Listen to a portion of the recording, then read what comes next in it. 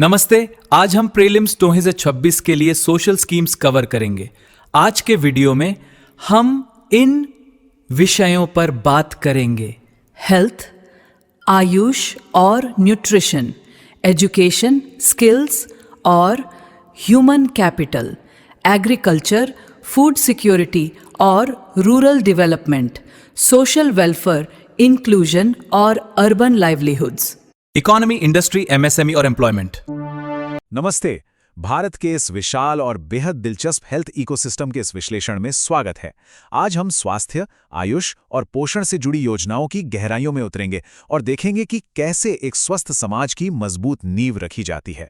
तो चलिए बिना किसी देरी के इस चर्चा की शुरुआत करते हैं। तो चलिए सीधे मुद्दे पर आते हैं। स्वस्थ नारी सशक्त परिवार अभियान का जो मूल विचार है वो बहुत ही स्पष्ट है। फोकस एक स्वस्थ परिवार पर है। इसका पूरा तानाबाना गर्भवती महिलाओं, स्तनपान कराने वाली माताओं, किशोरियों और बच्चों के स्वास्थ्य को सुधारने के इर्द गिर्द बुना गया है। सबसे खास बात यह है कि इसमें बीमारी के इलाज से ज्यादा बीमारी को होने से रोकने यानी प्रिवेंटिव हेल्थ केयर पर जोर दिया गया है और पूरे परिवार को ही विकास की मुख्य इकाई मान लिया गया है। इस पूरी चर्चा को हम कुछ आसान हिस्सों में बांटेंगे। पहले बात होगी मातृ स्वास्थ्य को सशक्त बनाने की, फिर बाल विकास और निगरानी की। इसके बाद डिजिटल हेल्थ केयर इंफ्रास्ट्रक्चर को समझेंगे, फिर पारंपरिक आयुर्वेदिक पोषण की बात करेंगे और आखिर में आयुष सेक्टर के डिजिटाइजेशन को देखेंगे। बिल्कुल एक लॉजिकल फ्लो में चलेंगे। पहला हिस्सा है मातृ स्वास्थ्य को सशक्त बनाना, जो असल में किसी भी स्वस्थ परिवार की सबसे पहली और सबसे मजबूत नींव है। अब इस स्वस्थ नारी अभियान को जमीनी स्तर पर सफल बनाने के लिए एक कन्वर्जेंस मॉडल इस्तेमाल होता है। ये एक मल्टी सेक्टर अप्रोच है। देखिए, स्वास्थ्य सेवाएं, पोषण और साफ सफाई की नीतियां ये सब अलग अलग बॉक्स में काम नहीं कर सकती। इसलिए आशा वर्कर्स, आंगनवाड़ी कार्यकर्ता और स्थानीय पंचायतें ये सब आपस में मिलकर एक टीम की तरह काम करते हैं। यही इस मॉडल की असली ताकत है, जिससे हर योजना का पूरा असर सीधे लोगों तक पहुंचता है।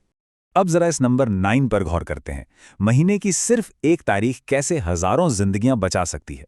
ये नंबर प्रधानमंत्री सुरक्षित मातृत्व अभियान यानी पीएमएसएमए से जुड़ा है। इसके तहत हर महीने की 9 तारीख को दूसरी और तीसरी तिमाही की गर्भवती महिलाओं को सरकारी अस्पतालों में बिल्कुल मुफ्त और बेहतरीन क्वालिटी की एंटीनीटल केयर यानी प्रसव पूर्व देखभाल दी जाती है। एक फिक्स तारीख और एकदम पक्का स्वास्थ्य चेकअप। मातृ स्वास्थ्य से आगे बढ़ते हुए अब आते हैं दूसरे हिस्से पर, बाल विकास और निगरानी प्रणालियां, जो हमारी आने वाली पीढ़ी की सुरक्षा कवच हैं। बच्चों के विकास के लिए इंटीग्रेटेड चाइल्ड डेवलपमेंट सर्विसेज यानी आईसीडीएस के तहत आंगनवाड़ी केंद्रों से 6 बहुत ही अहम सेवाएं दी जाती हैं। इनमें शामिल हैं सप्लीमेंट्री न्यूट्रिशन, प्री स्कूल की अनौपचारिक शिक्षा, पोषण और स्वास्थ्य शिक्षा, टीकाकरण, नियमित हेल्थ चेकअप और रेफरल सेवाएं। यहां भी वो कन्वर्जेंस वाला फैक्टर साफ दिखता है। जैसे टीकाकरण की जो सेवा है वो सीधे नेशनल हेल्थ मिशन के साथ जुड़कर काम करती है। और हाँ, मजबूत डेटा और निगरानी के बिना कोई भी हेल्थ सिस्टम अधूरा है। 1997 में डब्ल्यूएचओ के साथ मिलकर नेशनल पोलियो सर्विलांस नेटवर्क बनाया गया था। ये सिस्टम इतना सख्त और सटीक है कि ये 15 साल से कम उम्र के बच्चों में एक्यूट फ्लैसिड पैरालिसिस को रियल टाइम में ट्रैक करता है। मकसद सिर्फ एक है, कोई भी केस, चाहे वो कितना भी छोटा क्यों ना हो, नजर से बचना नहीं चाहिए। एकदम जीरो मिस रेट। चलिए अब चर्चा के तीसरे पड़ाव पर चलते हैं, जो है डिजिटल हेल्थ केयर इंफ्रास्ट्रक्चर, यानी पूरे सिस्टम को बड़े पैमाने पर कैसे आधुनिक और ट्रैक करने लायक बनाया जा रहा है। एक वक्त था जब देश भर में ब्लड बैंक बहुत ही बिखरे हुए और असंगठित थे। खून की जरूरत होने पर दर दर भटकना पड़ता था। आइए देखते हैं कि ये कैसे काम करता है और इसका डिजिटल समाधान कैसे तैयार हुआ। सीडैक ने ई रक्त कोष बनाया। इसके 4 बड़े ही स्पष्ट मॉड्यूल हैं। डोनेट करने वालों के लिए डोनर मॉड्यूल, स्टॉक मैनेज करने के लिए ब्लड बैंक मॉड्यूल, मरीजों के लिए पेशेंट मॉड्यूल और जांच के लिए टेस्टिंग मॉड्यूल। इस एक सिस्टम ने पूरी प्रक्रिया को एकदम पारदर्शी और आसान बना दिया। और इसी बड़े इंफ्रास्ट्रक्चर को सपोर्ट करने के लिए 2020 में आयुष्मान सहकार योजना आई। इसे एनसीडीसी लागू करता है। इसका कॉन्सेप्ट बहुत सिंपल है। ये कोऑपरेटिव्स यानी सहकारी समितियों को सीधे वित्तीय सहायता देती है ताकि वो अस्पताल और आयुष सुविधाओं जैसे हेल्थ केयर इंफ्रास्ट्रक्चर खुद तैयार कर सकें। डिजिटल दुनिया से अब थोड़ा पीछे लौटते हैं और अपने चौथे विषय की ओर बढ़ते हैं, पारंपरिक आयुर्वेद पोषण, यानी हमारे पुराने आजमाए हुए स्वास्थ्य के नियम। 2022 के FSSAI आयुर्वेद आहार नियमों को देखें तो आयुर्वेद में त्रय उपस्तंभ यानी जीवन के 3 मुख्य खंभों की बात की गई है। ये हैं आहार मतलब डाइट, निद्रा यानी नींद और ब्रह्मचर्य यानी एक अनुशासित लाइफस्टाइल। इनमें आहार को सबसे ऊपर रखा गया है क्योंकि सही खाना ही हमारी ताकत और इम्यूनिटी का सबसे बड़ा सोर्स है। खाना ही असली दवा है। अब यहाँ जो सबसे दिलचस्प बात है वो ये है कि हमारे प्राचीन ज्ञान ने चीज़ों को कितने साइंटिफिक तरीके से बांटा है। 6 रस बताए गए हैं: मधुर, अम्ल, लवण, कटु, तिक्त और कषाय। इसके अलावा शरीर के 3 दोष होते हैं: वात, पित्त और कफ। इन्हीं दोषों के आधार पर यह तय होता है कि क्या पथ्य है यानी शरीर के लिए क्या फायदेमंद है और क्या अपथ्य है यानी क्या नुकसानदायक है। सब कुछ एकदम स्ट्रक्चर्ड है। और अब हम पहुंच गए हैं अपने आखिरी हिस्से पर, आयुष सेक्टर का डिजिटाइजेशन और इसकी वैश्विक महत्वाकांक्षाएं। इस प्राचीन विज्ञान को आज की ग्लोबल मार्केट के हिसाब से तैयार किया जा रहा है। इसके 2 बड़े डिजिटल प्लेटफॉर्म हैं। एक तरफ है DRA विया पोर्टल, जो आयुष पदार्थों, आहार और औषधियों का एक पूरा साइंटिफिक डेटाबेस है ताकि चीज़ों का स्टैंडर्ड तय किया जा सके। और दूसरी तरफ है आयुष निवेश सारथी। ये पूरी तरह से बिजनेस और इन्वेस्टमेंट पर फोकस करता है ताकि आयुष सेक्टर में व्यापार को और आसान बनाया जा सके। तो ये सब हमें एक बहुत ही गहरे और अहम सवाल पर लाके छोड़ देता है। हाईटेक डिजिटल इंफ्रास्ट्रक्चर और हमारी सदियों पुरानी प्राचीन चिकित्सा का ये जो अनोखा संगम हो रहा है, ये दुनिया भर के ग्लोबल वेलनेस के भविष्य को कैसे बदलेगा, ये वाकई सोचने वाली बात है ना? इस ज्ञानवर्धक विश्लेषण का हिस्सा बनने के लिए बहुत बहुत शुक्रिया। सीखते रहें। नमस्कार। जब हम सरकारी दस्तावेजों या नीतियों को खंगालते हैं तो अक्सर ऐसा लगता है जैसे संक्षिप्ताक्षरों का कोई अल्फाबेट सूप हो, है ना? PM श्री, PMKVY, UBA, समझ ही नहीं आता कि बात आखिर क्या हो रही है। आज के इस विश्लेषण में हम इस पूरी गुत्थी को सुलझाने वाले हैं। हम सीधे सरकारी डेटा और दस्तावेजों के जरिए भारत के मानव पूंजी विकास के इस मास्टर प्लान को डिकोड करेंगे। यकीन मानिए, ये कोई अलग थलग काम करने वाली सरकारी योजनाएं नहीं है, बल्कि ये शिक्षा, कौशल और रिसर्च का एक बहुत ही शानदार और आपस में जुड़ा हुआ ब्लूप्रिंट है। ठीक है, चलिए सीधे काम की बात पर आते हैं। इस पूरी तस्वीर को साफ करने के लिए हम इसे 5 हिस्सों में बांटकर देखेंगे: लक्षित युवा समावेशन, कौशल विकास इंजन, उच्च शिक्षा का विकास, तकनीक और भविष्य, और आखिर में एक जुड़ा हुआ इकोसिस्टम। शुरुआत इस एक बहुत ही गहरे सवाल से होती है: कोई भी देश असल में अपने भविष्य के कार्यबल को तैयार कैसे करता है? देखिए, ये कोई सूखी और उबाऊ पॉलिसी का विषय नहीं है। मानव पूंजी किसी भी अर्थव्यवस्था का सबसे बड़ा और असली इंजन होता है। जब कोई देश तेजी से तरक्की करता है तो उसके पीछे सही शिक्षा और सही कौशल वाले नागरिकों का ही हाथ होता है। और ये विकास तभी मुमकिन है जब दृष्टिकोण समावेशी हो।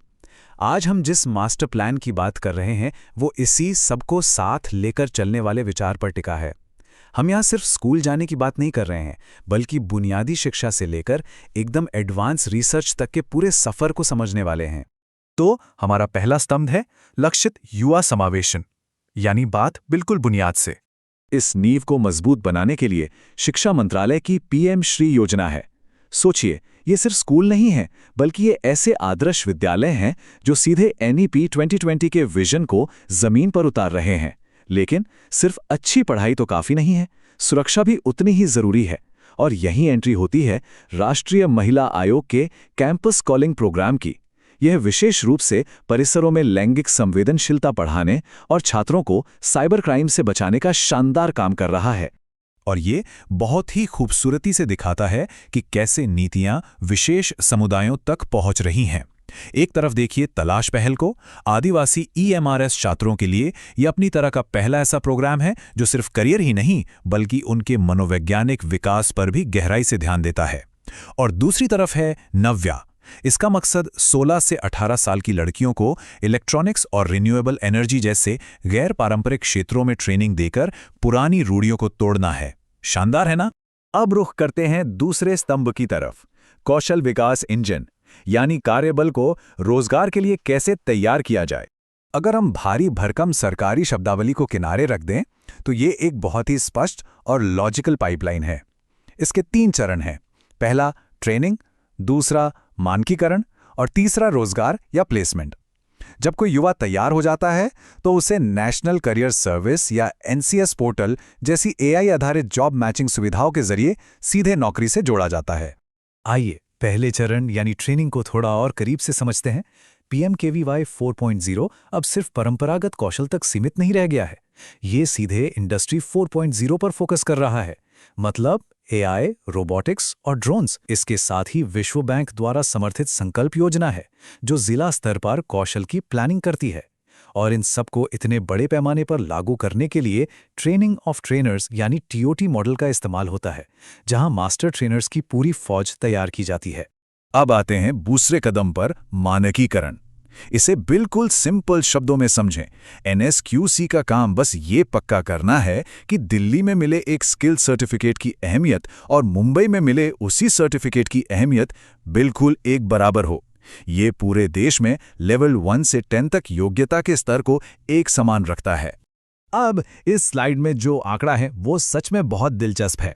बात हो रही है PM इंटर्नशिप योजना की। युवाओं को देश की टॉप 500 कंपनियों में काम करने का मौका, और वो भी हर महीने 5,000 रुपए के स्टाइपेंड के साथ। टारगेट सुनकर हैरानी होगी, 5 साल में 1 करोड़ युवा। किताबी ज्ञान और असली दुनिया के काम के बीच की खाई को पाटने का ये एक सीधा और बेहतरीन तरीका है। चलिए आप पिरामिड में थोड़ा ऊपर चलते हैं। हमारा तीसरा स्तंभ है उच्च शिक्षा का स्तर बढ़ाना। स्टार फैकल्टी को आकर्षित करने और शिक्षा सुधार के लिए यहाँ 3 बड़े नाम हैं। इंस्टीट्यूट्स ऑफ एमिनेंस यानी IOE, जिसका साफ लक्ष्य हमारे संस्थानों को ग्लोबल टॉप 500 रैंकिंग में लाना है। स्पार्क योजना भारतीय और ग्लोबल टॉप यूनिवर्सिटीज के बीच जॉइंट रिसर्च को बढ़ावा देती है और ज्ञान पहल के जरिए विदेशी एक्सपर्ट्स भारत आकर 1 से 3 सप्ताह के शॉर्ट टर्म कोर्सेज पढ़ाते हैं। लेकिन सिर्फ ग्लोबली क्यों, लोकल टैलेंट को भी तो निखारना है। CBHRD योजना के तहत 16 साल के युवाओं से लेकर 65 साल के अनुभवी लोगों तक को फेलोशिप दी जाती है। PM युवा 3.0 को ही ले लीजिए, 30 साल से कम उम्र के लेखकों को सीधे 3 लाख रुपए की स्कॉलरशिप। और फिर है उन्नत भारत अभियान 2.0, जहां उच्च शिक्षा के संस्थान 5-5 गांवों का समूह गोद लेते हैं और अपनी तकनीक से उनका विकास करते हैं। रिसर्च की दुनिया में हम सब जानते हैं कि बेहतरीन ग्लोबल जर्नल्स तक पहुंच कितनी महंगी होती है, अक्सर लाखों में।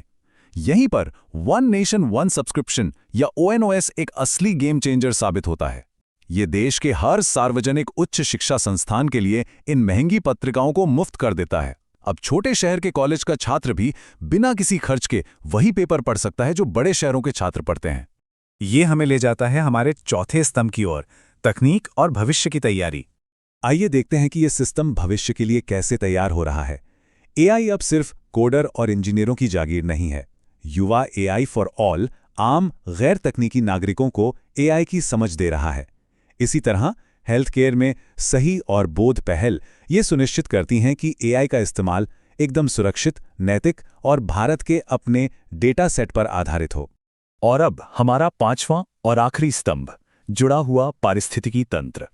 तो इस पूरे विश्लेषण से जो सबसे बड़ी बात निकलकर सामने आती है वो ये है कि ये योजनाएं किसी अलग थलग पड़े द्वीप की तरह नहीं हैं। ये एक मशीन के आपस में जुड़े हुए गियर हैं। कल्पना कीजिए, एक युवा PM श्री स्कूल से अपनी नींव मजबूत करता है, फिर PMKVY या इंटर्नशिप से उद्योग के अनुकूल कौशल सीखता है और आगे चलकर ONOS की मदद से वर्ल्ड क्लास रिसर्च करता है। ये पूरा सिस्टम एक साथ काम करता है। अंत में ये सवाल हमें सोचने पर मजबूर करता है, जैसे जैसे ये बुनियादी कौशल और रिसर्च के सिस्टम आपस में जुड़ते जाएंगे तो ये मानव पूंजी कितनी तेजी से ग्लोबल इनोवेशन और तकनीकी सफलताओं में तब्दील होगी। नीतियां और ब्लूप्रिंट्स तो बहुत ही सॉलिड हैं, बस असली जादू इसके जमीनी क्रियान्वयन में छिपा है। इस महत्वपूर्ण विषय के हमारे विश्लेषण में शामिल होने के लिए बहुत बहुत धन्यवाद। अगली बार हम फिर किसी ऐसे ही दिलचस्प विषय को मिलकर डिकोड करेंगे। नमस्कार। आज के इस विश्लेषण में हम भारत की खाद्य सुरक्षा, खेती और ग्रामीण विकास के पूरे इकोसिस्टम को डिकोड करने वाले हैं। पता है, ये सिर्फ सरकारी नीतियों का कोई बोरिंग दस्तावेज नहीं है, बल्कि एक ऐसा जीता जागता चक्र है जो हमारे देश की जड़ों को रोज सींचता है। तो चलिए, बिना किसी देरी के शुरू करते हैं। आज के हमारे इस रोड मैप पर एक नजर डाल लेते हैं। हम शुरुआत करेंगे देश की थाली को सुरक्षित करने से, फिर बात करेंगे डिजिटल राशन क्रांति की, खेतों को सशक्त बनाने की, मंडियों के आधुनिकीकरण की, और आखिर में जानेंगे कि कैसे हम मजबूत ग्रामीण समुदायों का निर्माण कर रहे हैं। तो हमारा पहला पड़ाव है देश की थाली सुरक्षित करना, ऐतिहासिक जड़ों से लेकर आज के इस विशाल सेफ्टी नेट तक का सफर। जरा सोचिए, कोई भी देश अपने भविष्य को, अपने बच्चों को कैसे पोषण देता है? दिलचस्प बात यह है कि भारत में इस सवाल का जवाब आज का नहीं है। इसकी शुरुआत 1925 में मद्रास नगर निगम से हुई थी, और वही ऐतिहासिक पहल समय के साथ बदलते बदलते आज की पीएम पोषण योजना बन चुकी है।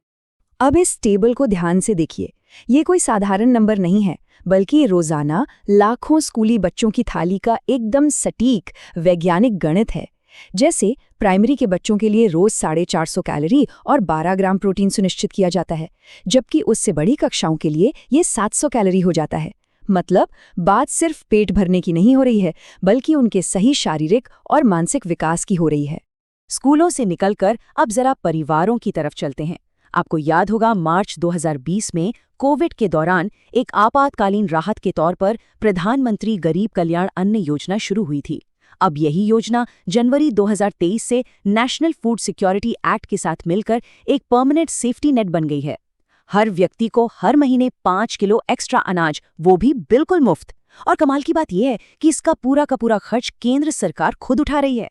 और यहीं से हम अपने दूसरे विषय पर आते हैं, डिजिटल राशन क्रांति, जहां प्रोग्रामेबल मनी का मिलन हमारे पब्लिक डिस्ट्रीब्यूशन सिस्टम यानी पीडीएस से हो रहा है। हम सब जानते हैं कि पारंपरिक पीडीएस में ट्रकों में भरकर अनाज ले जाने में कितना भारी खर्चा होता था और लीकेज की समस्या तो थी ही। लेकिन अब सेंट्रल बैंक डिजिटल करेंसी यानी सीबीडीसी के आने से पूरा गेम बदल रहा है। अब अनाज ढोने के बजाय सीधा ई-रुपए का इस्तेमाल हो रहा है। इससे खर्चा तो कम हो ही रहा है, साथ ही लीकेज भी ना के बराबर हो गई है। ये काम कैसे करता है? बहुत सिंपल है। सरकार लाभार्थी को सीधे ई-रुपया भेजती है, लेकिन इसमें एक ट्विस्ट है। ये ई-रुपया विशेष रूप से सिर्फ राशन खरीदने के लिए डिजिटली टैग किया हुआ है। जब इसे राशन की दुकान पर रिडीम किया जाता है तो पूरा ट्रांजैक्शन तुरंत ट्रैक और ऑडिट हो जाता है। मतलब फंड्स का इस्तेमाल एकदम वही होगा जहां होना चाहिए। है ना एकदम स्मार्ट तरीका। अब जब हमने उपभोक्ता की प्लेट सुरक्षित कर ली है, तो उगाने वाले का क्या? चलिए तीसरे हिस्से पर चलते हैं, खेत को सशक्त बनाना। अक्सर हम खाद पर सब्सिडी की बात सुनते हैं, लेकिन न्यूट्रिएंट बेस्ड सब्सिडी यानी एनबीएस जरा अलग है। इसमें एक पूरे खाद के बोरे पर सब्सिडी देने के बजाय फोकस इस बात पर है कि मिट्टी को क्या चाहिए, जैसे नाइट्रोजन, फास्फोरस या पोटेशियम। और हाँ, इसमें जानबूझकर यूरिया को बाहर रखा गया है ताकि उसका ज़रूरत से ज़्यादा इस्तेमाल कम हो सके और हमारी ज़मीन की प्राकृतिक उर्वरता वापस लौट सके। अब इस 100 के आंकड़े पर गौर कीजिए। ये उन 100 जिलों को दर्शाता है जहां पैदावार कम है और जिन्हें सरकार ने प्रधानमंत्री धन धान्य कृषि योजना के तहत आकांक्षी कृषि जिलों के रूप में खास तौर पर टारगेट किया है। ये पीएमडीडीकेवाई कोई अकेली छोटी सब्सिडी नहीं है। आप इसे एक इंजन के अलग अलग गियर्स की तरह समझ सकते हैं। इसका फोकस सिर्फ एक फसल उगाने से हटकर हाई वैल्यू फसलों पर है। इसमें सिंचाई के लिए पीएमकेएसवाई, सॉइल हेल्थ कार्ड और ई-नाम जैसी कई सारी मौजूदा योजनाओं को एक साथ जोड़ा जा रहा है ताकि इन 100 जिलों की पूरी तस्वीर बदली जा सके। और हाँ, बात सिर्फ गेहूं या चावल की नहीं है। नारियल जैसी फसलों को भी पूरा सपोर्ट मिल रहा है। नारियल प्रोत्साहन योजना के तहत पुराने और बीमार पेड़ों को हटाकर बेहतरीन क्वालिटी के पौधे लगाए जा रहे हैं ताकि किसान बाजार में और अच्छी टक्कर दे सकें। लेकिन किसान फसल तो अच्छी उगा लेगा, उसे बेचेगा कहाँ? यहीं आता है हमारा चौथा टॉपिक, कृषि बाजारों का आधुनिकीकरण। ई-नाम का सफर वाकई किसी क्रांति से कम नहीं है। 2016 में जब ये शुरू हुआ तो महज 21 मंडियां इससे जुड़ी थीं, लेकिन आज 2026 आते आते ये 1000 से भी ज्यादा मंडियों का एक विशाल नेटवर्क बन चुका है, जहां अलग-अलग राज्यों में 200 से ज्यादा चीजों का व्यापार हो रहा है। इसने सच में वन नेशन वन मार्केट के सपने को जमीन पर उतार दिया है। अब जरा सोचिए, एक अकेला छोटा किसान बड़े बाजार में क्या ही मोलभाव करेगा। इसीलिए बनाए गए किसान उत्पादक संगठन या एफपीओ, मैदानी इलाकों में 300 और पहाड़ी इलाकों में 100 किसानों को मिलाकर ये एफपीओ एक कंपनी की तरह काम करते हैं। एक सदस्य एक वोट के नियम और 15 लाख रुपए तक की सरकारी मदद के साथ ये छोटे किसान अब मिलकर एक बहुत बड़ी ताकत बन चुके हैं। और सबसे अच्छी बात यह है कि इसमें महिला किसानों पर विशेष जोर दिया जा रहा है। खेत और बाजार तो हो गए, लेकिन उन गांवों का क्या जहां ये सब बसता है? हमारा 5वां और आखिरी पड़ाव है मजबूत ग्रामीण समुदायों का निर्माण।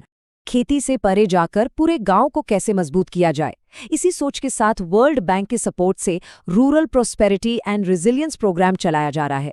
इसका सीधा मकसद है ग्रामीण लोगों की स्किल्स बढ़ाना और उनके छोटे बिजनेस में इन्वेस्ट करना।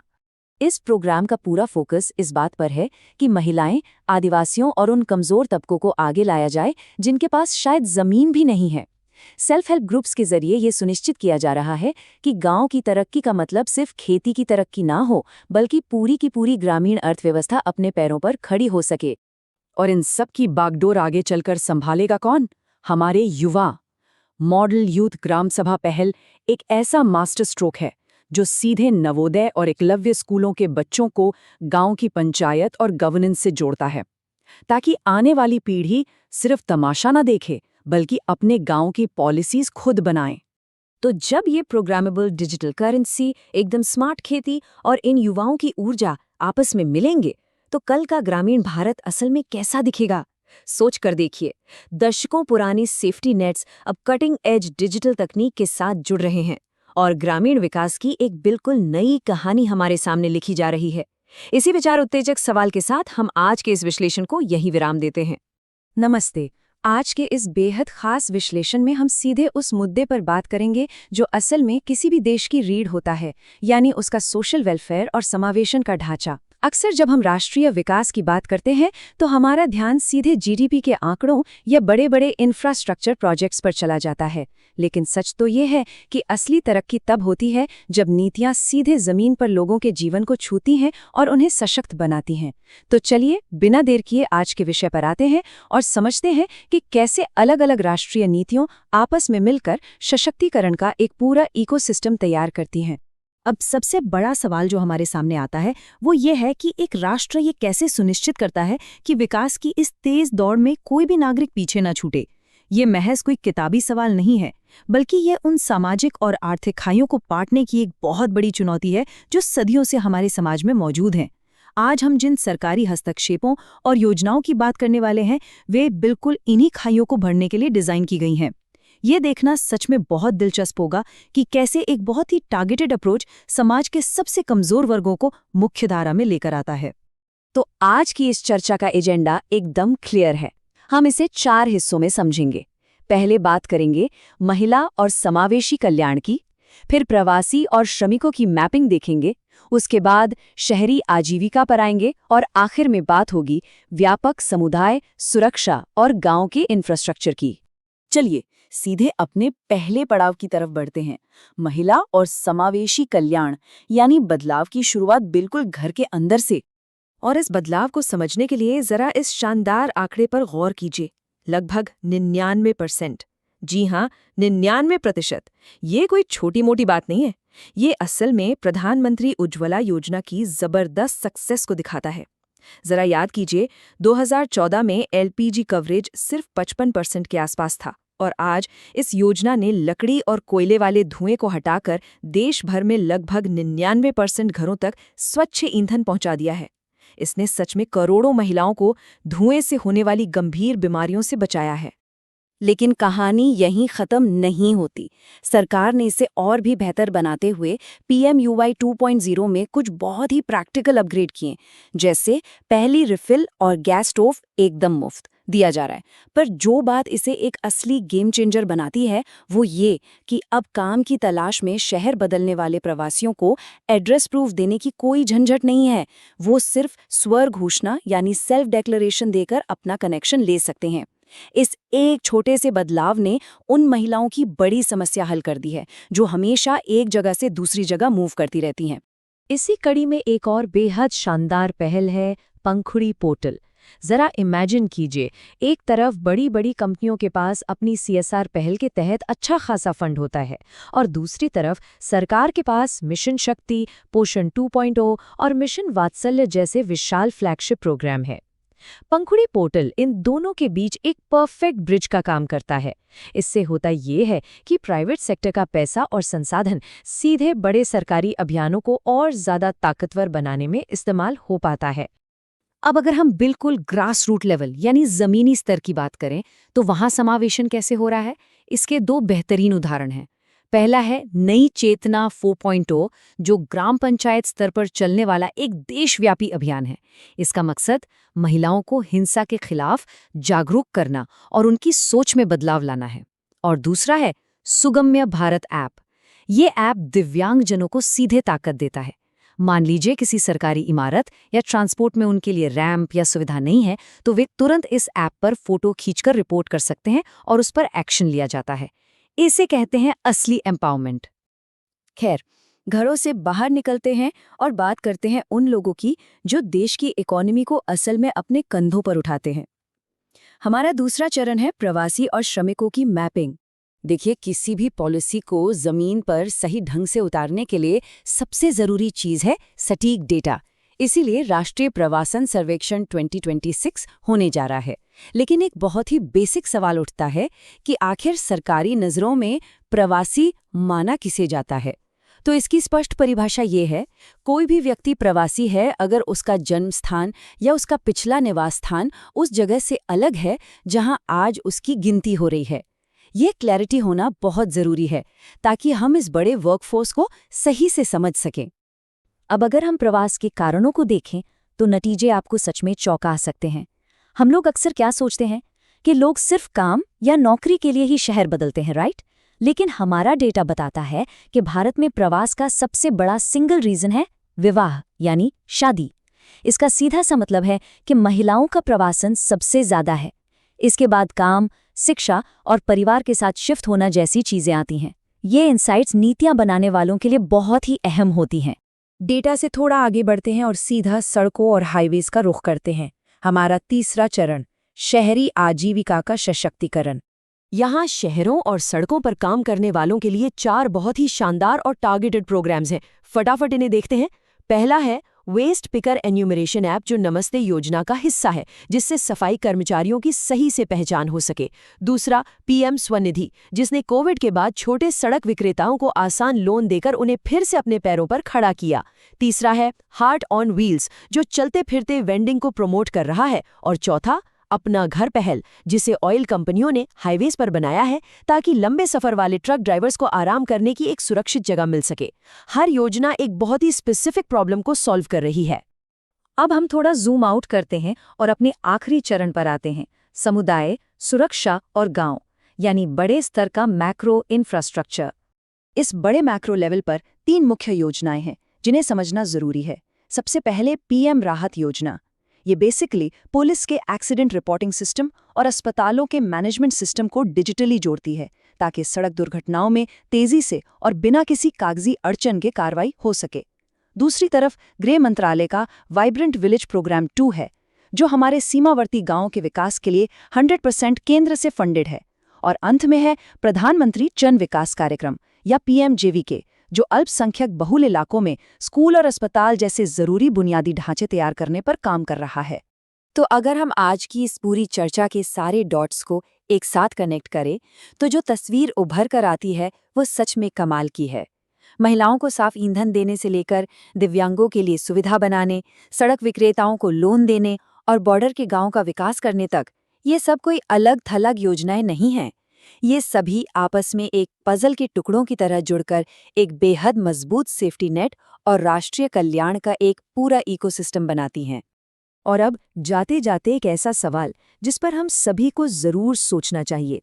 जब हमारे समाज का हर एक हिस्सा, चाहे वो एक गृहिणी हो, सड़क पर सामान बेचने वाला कोई वेंडर हो या फिर दूर किसी सीमावर्ती गांव का निवासी, जब ये सब देश की मुख्य अर्थव्यवस्था और सुरक्षा तंत्र से जुड़ जाते हैं, तो इसका हमारे देश के भविष्य पर लॉन्ग टर्म में क्या असर होगा, जरा सोचिएगा।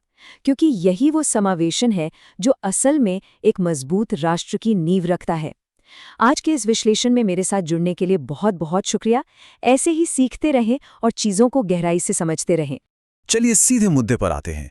आज के इस एक्सप्लेनर में हम एक बेहद ही मजेदार और जरूरी टॉपिक पर बात करने वाले हैं, विकसित भारत की आर्थिक नींव। हमारे पास जो सोर्स मटेरियल है ना, उसमें सरकार की हाल ही की आर्थिक नीतियों और योजनाओं का एक पूरा ब्लूप्रिंट दिया गया है। तो आइए मिलकर इस स्ट्रैटेजिक रोड मैप को डिकोड करते हैं और देखते हैं कि आने वाले कल की आर्थिक दिशा आखिर तय कैसे हो रही है। तो इस ब्लूप्रिंट के 5 मुख्य स्तंभ हैं। नए रोजगार पैदा करना, इंडस्ट्री और एमएसएमईज को बूस्ट देना, स्टार्टअप इकोसिस्टम को बढ़ाना, लॉजिस्टिक्स और इंफ्रास्ट्रक्चर को बेहतर बनाना और आखिर में वित्तीय समावेशन यानी फाइनेंशियल इंक्लूजन। बस इन्हीं पर हमारा फोकस रहेगा। पहले स्तंभ से शुरू करते हैं। नए रोजगार को प्रोत्साहन देना और इनफॉर्मल सेक्टर को फॉर्मल में बदलना। ये एक ऐसी विशाल आर्थिक चुनौती है जिस पर सोर्स मटेरियल ने काफी गहराई से चर्चा की है। अब एक बड़ा सवाल जो हम सबके दिमाग में आता है, लाखों करोड़ों लोगों को इनफॉर्मल लेबर से निकालकर सुरक्षित फॉर्मल नौकरियों में तेजी से कैसे लाया जाए। ये सिर्फ स्कीम्स की एक लिस्ट नहीं है दोस्तों।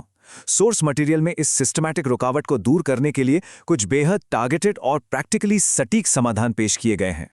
जैसे कि अगर हम PMVBRY और ELI स्कीम को देखें तो इनके बीच का अंतर बहुत ही क्लियर और दिलचस्प है।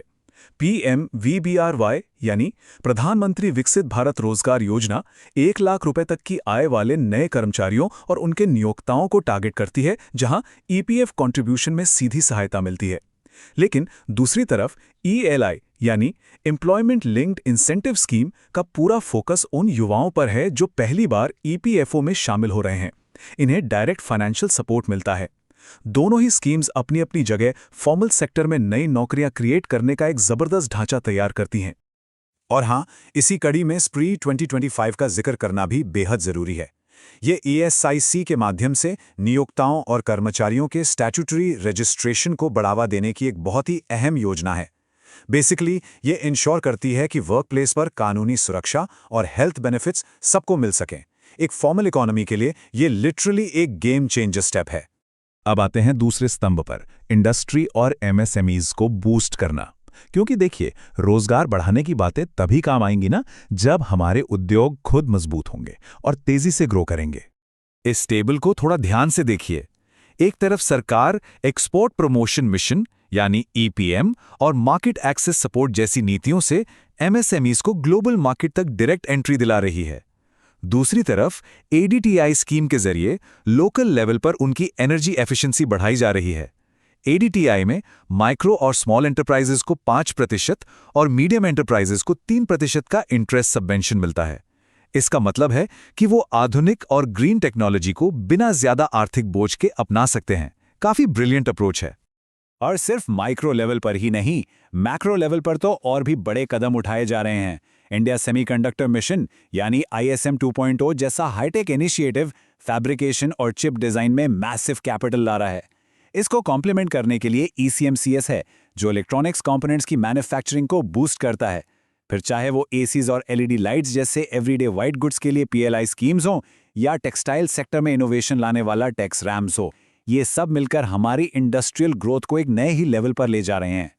चलिए अब तीसरे स्तंभ की तरफ बढ़ते हैं, स्टार्टअप इकोसिस्टम को ईंधन देना। भारी उद्योगों से आगे निकलकर अब नए और इनोवेटिव एंटरप्रेन्योरल आइडियाज की बात करते हैं।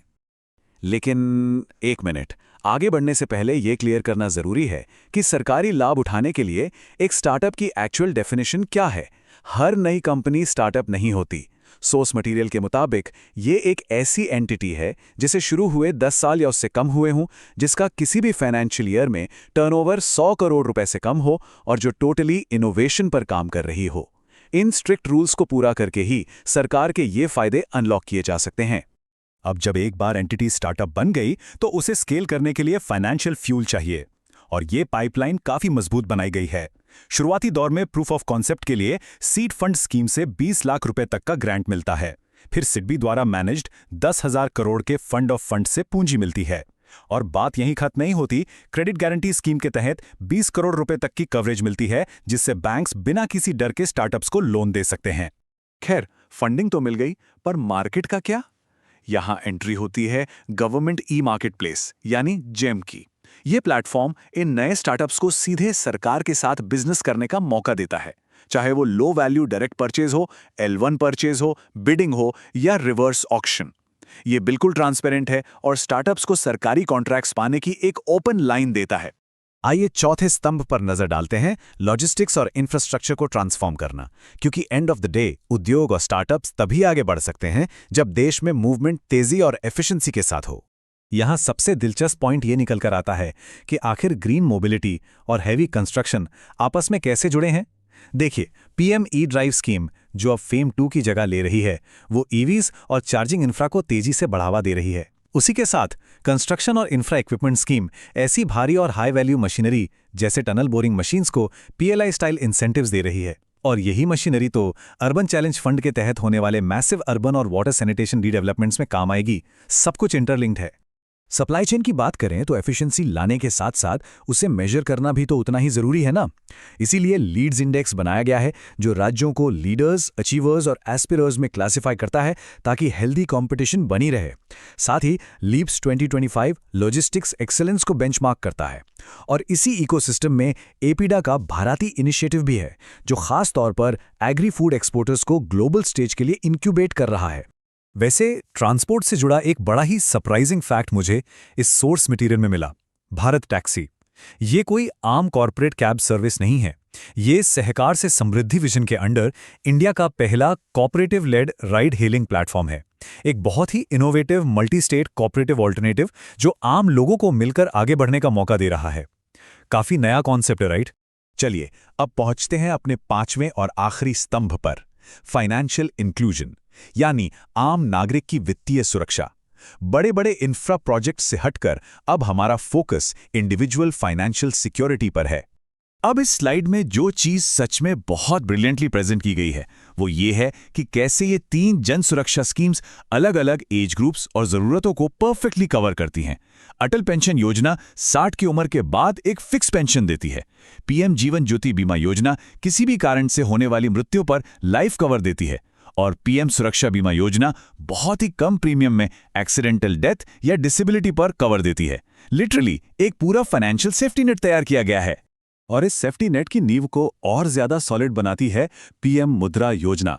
ये स्कीम एक तरह से छोटे व्यापारियों और माइक्रो यूनिट्स के लिए ऑक्सीजन का काम करती है। सिडबी के थ्रू जरूरी रीफाइनेंस और क्रेडिट गारंटी देकर ये एंश्योर करती है कि एक आम आदमी को अपना काम शुरू करने के लिए इजीली लोन मिल सके। ग्रासरूट लेवल पर आर्थिक मजबूती लाने का ये एक बेहद जरूरी जरिया है। एक और बेहद फैसिनेटिंग प्रोसेस जिसका जिक्र इस सोर्स मटेरियल में है वो है गोल्ड मोनेटाइजेशन स्कीम। सोचिए, जो सोना बस लॉकर में पड़ा रहता है उसे फिजिकली एक इंटरेस्ट बेरिंग एसेट में बदल दिया जाता है। इसके 4 स्टेप्स हैं। पहले सोने को टेस्ट किया जाता है, फिर उसे पिघलाया जाता है, उसके बाद 995 प्योरिटी वाले गोल्ड में कन्वर्ट किया जाता है और आखिर में बैंक आपके नाम पर एक गोल्ड डिपॉजिट अकाउंट खोल देता है। इससे इंडिविजुअल को इंटरेस्ट मिलता है और नेशनल लेवल पर गोल्ड इंपोर्ट्स का बोझ कम होता है ना कमाल का आइडिया? तो चाहे वो एम्प्लॉयमेंट हो, एमएसएमईज हो, स्टार्टअप्स, इंफ्रा या फिर फाइनेंशियल इंक्लूजन, जब ये 5 स्तंभ एक साथ मोशन में आते हैं तो एक बहुत ही बड़ा सवाल खड़ा होता है। क्या सोर्स मटेरियल में बताया गया ये पूरा इकोनॉमिक ब्लूप्रिंट आने वाले समय में सचमुच एक विकसित भारत की ठोस नींव रख पाएगा? इसका लॉन्ग टर्म इंपैक्ट क्या होगा ये तो वक्त ही बताएगा, पर इसने सोचने पर मजबूर जरूर कर दिया है। आज के इस एक्सप्लेनर में बस इतना ही। ऐसे ही मजेदार और डीप इनसाइट्स के लिए जुड़े रहिए। तो 1 अरब से ज्यादा लोगों का देश तेजी से कैसे बदल रहा है? नमस्कार और इस नए एक्सप्लेनर में स्वागत है। आज हम भारत के इस विशाल और जटिल आधुनिकीकरण को डिकोड करने वाले हैं। जब हम इतनी सारी सरकारी नीतियों और विकास योजनाओं का अंबार देखते हैं तो अक्सर तस्वीर थोड़ी धुंधली सी लगती है ना? लेकिन जरा सोचिए, क्या हो अगर इस पूरे महाअभियान को 3 बिल्कुल स्पष्ट हिस्सों में बांट दिया जाए, बाइट्स, ब्रिक्स और बायोस्फीयर। चलिए इस दिलचस्प सफर पर निकलते हैं और देखते हैं कि कैसे कागजी नीतियां असल जिंदगी में जमीनी बदलाव ला रही हैं। सबसे बड़ा सवाल यही उठता है कि इतने विशाल पैमाने पर इतनी तेजी से कोई देश आधुनिकीकरण कैसे कर सकता है। ये वाकई कोई छोटा-मोटा काम नहीं है। इस विशाल लक्ष्य को हासिल करने के लिए असंगठित और बिखरी हुई पहलों को एक व्यवस्थित सिस्टम में ढालना बहुत जरूरी हो जाता है। और इसीलिए इस पूरी विकास यात्रा को 3 मुख्य स्तंभों पर टिका हुआ देखना आवश्यक है। पहला, हमारा डिजिटल बेस, दूसरा, हमारा भौतिक निर्माण और तीसरा, पर्यावरण का संतुलन। यहाँ सबसे दिलचस्प चीज जो उभर कर आती है वो है डिजिटल इंडिया इकोसिस्टम। देखिए, ये सिर्फ इंटरनेट कनेक्शन बांटने के बारे में नहीं है। ये एक ऐसा परस्पर जुड़ा हुआ ढांचा है जो आधुनिकीकरण की असली नींव है। ये हर नागरिक को एक यूटिलिटी की तरह डिजिटल इंफ्रास्ट्रक्चर देता है और अलग-अलग सरकारी प्रोग्राम्स को एक ही छतरी के नीचे ले आता है। चाहे वो डिमांड पर गवर्नेंस सेवाएं हों या डिजिटल सशक्तिकरण, क्लाउड और रियल टाइम प्लेटफॉर्म्स पूरे सिस्टम को एकदम पारदर्शी और सुलभ बना रहे हैं। तो हमारे इस एक्सप्लेनर का रोड मैप कुछ इस तरह रहेगा। हम 3 चरणों से गुजरेंगे। पहला चरण है बाइट्स, दूसरा है ब्रिक्स और अंत में तीसरा चरण बायोस्फीयर। चलिए सीधे पहले चरण पर आते हैं, बाइट्स यानी हमारा डिजिटल इंफ्रास्ट्रक्चर और गवर्नेंस। एक ऐसा अदृश्य नेटवर्क जो देश को जोड़ रहा है। नागरिकों को डिजिटल रूप से सशक्त करने के लिए जो प्लेटफॉर्म्स बन रहे हैं वो असल दुनिया की बड़ी-बड़ी उलझनें सुलझा रहे हैं। जैसे पीएम वाणी के जरिए पब्लिक वाईफाई की पहुंच बढ़ाई जा रही है, तो वहीं भाषणी का एआई अनुवाद भाषा की दीवारों को तोड़ रहा है ताकि हर भारतीय अपनी भाषा में इंटरनेट का इस्तेमाल कर सके। सुरक्षा की बात करें तो संचार साथी मोबाइल फ्रॉड को रोक रहा है। उधर ज्ञान पोस्ट दूर दराज के इलाकों में किताबें पहुंचा रहा है और IGICBS युवाओं को ग्लोबल इंटरनेट गवर्नेंस के लिए इंटर्नशिप देकर तैयार कर रहा है। ये सब एक दूसरे से कितने शानदार तरीके से जुड़े हुए हैं। प्रशासन का भी एकदम जमीनी स्तर से कायाकल्प हो रहा है। स्वामित्व योजना को ही ले लीजिए, जहां गांव में रिहायशी जमीनों का सर्वे ड्रोन से हो रहा है, वहीं शहरों की मैपिंग के लिए नक्शा का इस्तेमाल किया जा रहा है।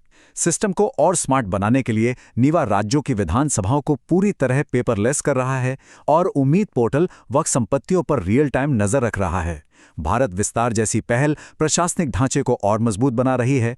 और हाँ, सभासार तो एक बहुत ही कमाल का इनिशिएटिव है। ये AI का इस्तेमाल करके ग्राम सभा की बैठकों के मिनट्स खुद ब खुद टाइप कर देता है। पारदर्शिता की दिशा में ये वाकई एक बड़ा कदम है। अब डिजिटल इंडिया के बेमिसाल 10 वर्षों की कामयाबी के बाद भविष्य के लिए विशाल सिस्टम घड़े जा रहे हैं। जैसे ONDC, ये एक ऐसा ओपन नेटवर्क है जो ई-कॉमर्स को पूरी तरह लोकतांत्रिक बना रहा है। अब छोटे दुकानदार भी बड़े नेटवर्क का हिस्सा बन सकते हैं। ध्रुवा एक नया नेशनल डिजिटल एड्रेस सिस्टम बना रहा है ताकि डिलीवरी बिल्कुल सटीक लोकेशंस पर हो। सीटा यानी SITAA हमारे आधार इकोसिस्टम में नए इनोवेशंस ला रहा है। संपन्न उमंग ने तो सारी सरकारी सेवाओं को एक ही ऐप पर ला खड़ा किया है। प्रगति बड़े प्रोजेक्ट्स की निगरानी कर रहा है और इसी विजन को जमीन पर उतारने के लिए फ्रंटियर 50 प्रोग्राम 50 आकांक्षी जिलों में AI जैसी एडवांस टेक्नोलॉजी सीधे पहुंचा रहा है। अब बात करते हैं दूसरे चरण की, ब्रिक्स। यहां हम देखेंगे कि कैसे ये डिजिटल नीतियां हमारे शहरों और तकनीक की भौतिक दुनिया को आकार दे रही हैं। तकनीकी मोर्चे पर कई बड़े काम हो रहे हैं। एक तरफ चिप्स टू स्टार्टअप है, जिसका टारगेट 85,000 सेमीकंडक्टर प्रोफेशनल्स तैयार करना है। दूसरी तरफ महामेडटेक मिशन है, जो देश में ही मेडिकल डिवाइस बनाने के इकोसिस्टम को मजबूत कर रहा है। रेयर अर्थ मैग्नेट्स योजना नियोडीमियम जैसे खनिजों की सप्लाई चेन बना रही है, जो इलेक्ट्रिक वाहनों के लिए बहुत जरूरी है। और नेक्टर नॉर्थ ईस्ट इंडिया में तकनीक के जरिए रोजगार बढ़ा रहा है। इन सबको जमीन से जोड़ने के लिए राष्ट्रीय सहकारी नीति 2025 जैसी पहल भी तैयार हो रही है, ताकि विकास का सीधा फायदा समाज के आखिरी इंसान तक पहुंचे। शहरी विकास भी बड़े ही लॉजिकल तरीके से आगे बढ़ रहा है, बिल्कुल एक मेंटरशिप प्रोग्राम की तरह। पहले स्टेप में स्वच्छ शहर जोड़ी योजना है, जहां टॉप रैंकिंग वाले शहर पीछे रह गए शहरों को सिखाते हैं। फिर यही सीख दूसरे स्टेप में स्वच्छता ही सेवा जैसे बड़े जन आंदोलनों के रूप में जमीन पर उतरती है। और अंत में तीसरे स्टेप में अमृत 2.0 जैसी विशाल योजनाएं आती हैं, जो सुनिश्चित करती हैं कि हर शहर में जल सुरक्षा हो और हर घर तक नल से पानी पहुंचे। एक के बाद एक सब कुछ बहुत ही सिस्टमैटिक है। खैर, कनेक्टिविटी का मतलब सिर्फ सड़कें या इंटरनेट नहीं होता। यहां 2 बिल्कुल अलग लेकिन बेहद असरदार योजनाओं का तालमेल देखने लायक है। एक तरफ पर्वतमाला प्रोजेक्ट है, जो पहाड़ों पर इको फ्रेंडली रोपवे का जाल बिछा रहा है, ताकि पर्यावरण को नुकसान पहुंचाए बिना सफर आसान हो। दूसरी तरफ संचार मित्र योजना है, जहां इंजीनियरिंग के छात्र वॉलंटियर बनकर गांवों और कस्बों में डिजिटल साक्षरता फैला रहे हैं और लोगों को साइबर फ्रॉड से बचा रहे हैं। दोनों ही दूरियां मिटा रहे हैं, एक पहाड़ों के बीच भौतिक रूप से और दूसरा समाज के बीच डिजिटल रूप से। और अब आते हैं हमारे तीसरे और आखिरी चरण पर, बायोस्फीयर। क्योंकि इतने सारे कंक्रीट के शहरों और तकनीक का विकास तभी मायने रखता है जब हमारा पर्यावरण भी सुरक्षित रहे। यहां एक बहुत ही नया और दिलचस्प कॉन्सेप्ट सामने आता है, ग्रीन क्रेडिट्स। अब कार्बन क्रेडिट्स के बारे में तो सबने सुना ही होगा, जो ज्यादातर बड़ी बड़ी इंडस्ट्रीज के उत्सर्जन से जुड़ा है।